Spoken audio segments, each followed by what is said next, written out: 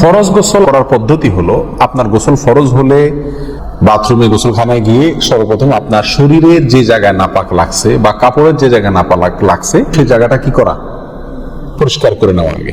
যদি আপনার জায়গাটা চিহ্নিত থাকে যে এই জায়গাটা নাপাক লাগছে, ওই জায়গাটা ধুয়ে ফেলান। এরপরে নামাজের জন্য যেভাবে আমি ওযু করছি সেভাবে ওযু করা। এরপরে ওযু করা, হাত ধোয়া, হাতের কবজি ধোয়া, এরপরে কুলি করা, নাকে পানি দেওয়া, মুখ ধোয়া, হাতের কনুই পর্যন্ত ধোয়া, মাথা মাসা করা, এরকম ওযু করা। ওযু করার পরে এবার আপনি গোসল করেন। সেটা শাওয়ার দিয়ে আপনি মাথার উপরে পানি ঢেলে হোক আর আপনার মগ দিয়া হোক, যেভাবে হোক আপনি গোসল করেন। গোসল করা শেষ হয়ে গেলে, গোসল করে যখন বের হয়ে যাবেন, তখন যাওয়ার আগ দিয়া ওই যে পাও দেওয়া বাকি আছে ওযুর, যাওয়ার আগ দিয়া পায়ের ওখানে পানি ঢেলে টাকনো পর্যন্ত পা ধুয়ে ফেললেন, বাস গোসল হয়ে গেল।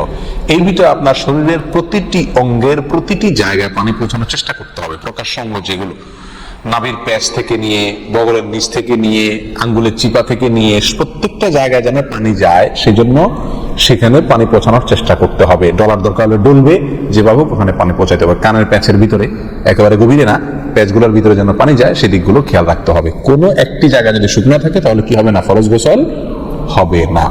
অতএব পরিপূর্ণ শরীর যাতে ধোয়া হয় সেদিকটা খেয়াল রাখতে হবে।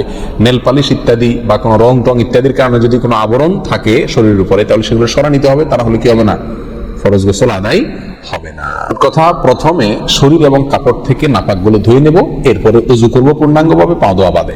এরপরে গোসল করব, আর বের হওয়ার সময় দোনো পাও টাকনো পর্যন্ত ধুয়ে তারপর বের হয়ে যাব।